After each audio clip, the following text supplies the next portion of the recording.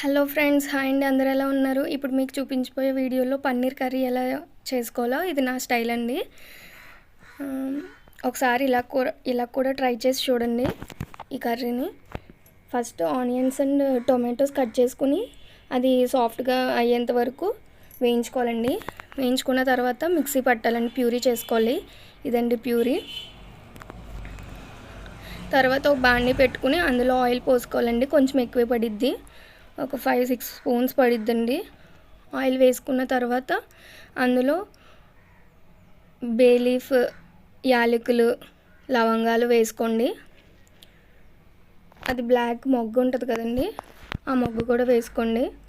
అది వేయించుకోవాలండి. వేయించుకున్న తర్వాత ఈ ప్యూరీ, ఇందాక చేసుకున్న ప్యూరీ ఉంది కదండి, అది యాడ్ చేసుకోండి. అందులో యాడ్ చేసుకుని దాన్ని ఒకసారి వేయించుకోండి. పచ్చివాసన పోయేంత వరకు వేగాలండి, టైం పడిద్ది.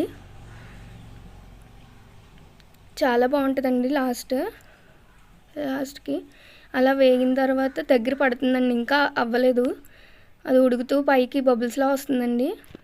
అప్పుడు మూత పెట్టేసుకుని తర్వాత మళ్ళీ మూత తీసుకుని చూడండి ఒక 5 మినిట్స్ తర్వాత.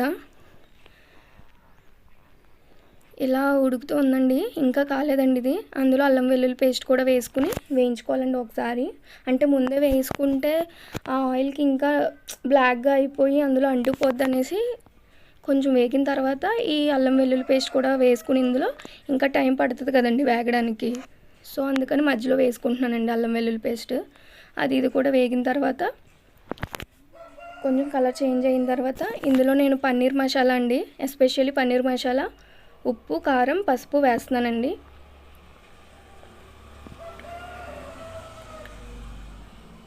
అది వేసిన తర్వాత ఒకసారి వేయించుకోండి. ఇది కూడా పచ్చివాసన పోయేంత వరకు వేయించుకోండి, ఆ మసాలా అంతా పట్టే వరకు. ఆ ప్యూరీకి అంతా మిక్స్ అయ్యి బాగా వేగిన తర్వాత ఆయిల్ తేలుతుందండి. ఒక 5 మినిట్స్ మూత పెట్టేసుకోండి. తర్వాత మూత తీసుకుని తర్వాత పన్నీర్ అండ్ జీడిపప్పు వేసుకోవాలండి. అందులో నుంచి ఊడి రావట్లేదు, సారీ ఫర్ ద డిస్టర్బెన్స్ అండి.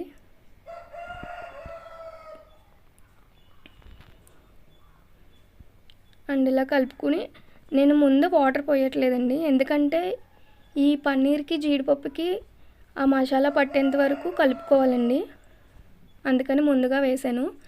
అది వేసి వేయించుకుని తర్వాత మూత పెట్టేసి ఒక 5 మినిట్స్ తర్వాత మూత తీసుకుని అప్పుడు 1 గ్లాస్ ఆఫ్ వాటర్ వేసుకోండి. అంటే సరిపడంతా వేసుకోండి వాటర్.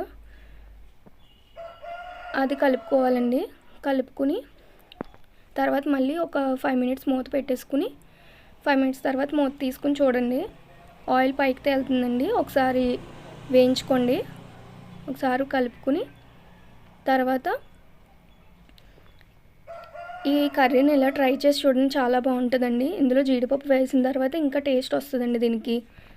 దాంట్లో గార్నిష్కి కొత్తిమీర, పుదీనా వేసుకోండి, ఇంకా బాగుంటుంది ఫ్లేవర్. ఎవరెస్ట్ పన్నీర్ మసాలా వేసానండి, అది చాలా బాగుంటుంది. ఆ తర్వాత మూత పెట్టేసుకుని స్టవ్ ఆఫ్ చేసుకోవడమే అండి. నెక్స్ట్ దీనికి కాంబినేషన్గా బగారా రైస్ చేశానండి, అది కూడా చూద్దాము. ఫస్ట్గా కుక్కర్ పెట్టేసుకోండి. హాకిన్స్ పెట్టాను చిన్నది. అందులో 2 స్పూన్స్ ఆయిల్, 2 స్పూన్స్ నెయ్యి వేసుకోండి. వేసుకుని ఒకసారి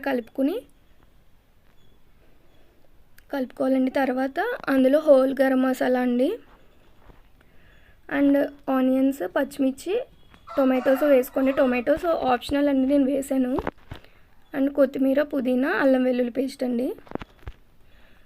ఫస్ట్గా కుక్కర్లో ఆయిల్ వేసుకుని నెయ్యి వేసుకున్నది అది కరిగిపోయింది కదండి, అందులో హోల్ గరం మసాలా వేసుకుంటున్నామండి. వేసిన తర్వాత అది కలుపుకుని వేయించుకున్నాక అలా వేగుతూ ఉండాలండి. మీరందరూ నా ఛానల్ని సబ్స్క్రైబ్ చేసుకోండి ప్లీజ్. ఇప్పుడు స్టార్ట్ చేస్తున్నానండి, నా ఫస్ట్ వీడియో, లాంగ్ వీడియో ఇది. నెక్స్ట్ ఇదండి, అల్లం వెల్లుల్లి పేస్ట్ వేసాను, అది వేయించుకోవాలండి, పచ్చివాసన పోయేంత వరకు వేయించుకుని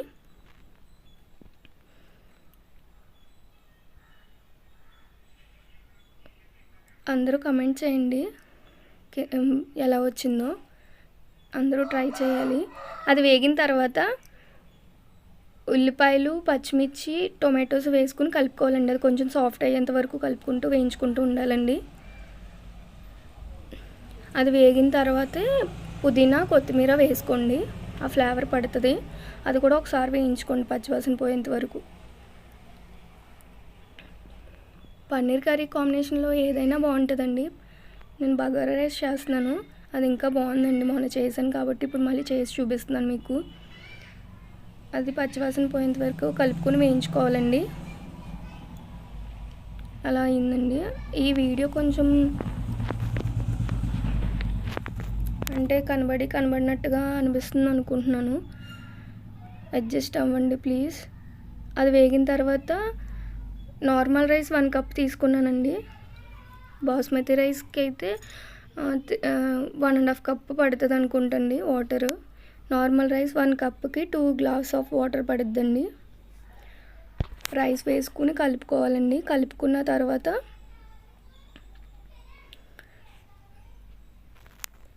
టూ గ్లాస్ ఆఫ్ వాటర్ వేసుకోండి. ఏ కప్తో రైస్ తీసుకున్నామో ఆ కప్తో రెండు గ్లాసులు వాటర్ తీసుకోవాలండి.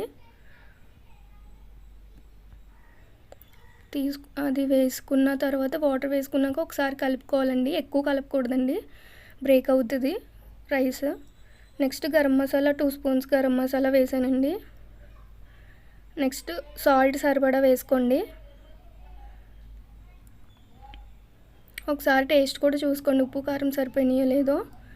అది కలుపుకొని, ఎక్కువ కలుపుకండి. అది కలుపుకొని మూత పెట్టేసి విజిల్ పెట్టి ఒక 4 విజిల్స్ వచ్చేంత వరకు ఉంచండి. పర్ఫెక్ట్గా కుక్ అవుతుంది. చాలా బాగుందండి. ఇదండి అవుట్పుట్. ఈ వీడియో కనుక మీకు నచ్చితే షేర్ చేయండి, ఫాలో చేయండి, సబ్స్క్రైబ్ చేయండి.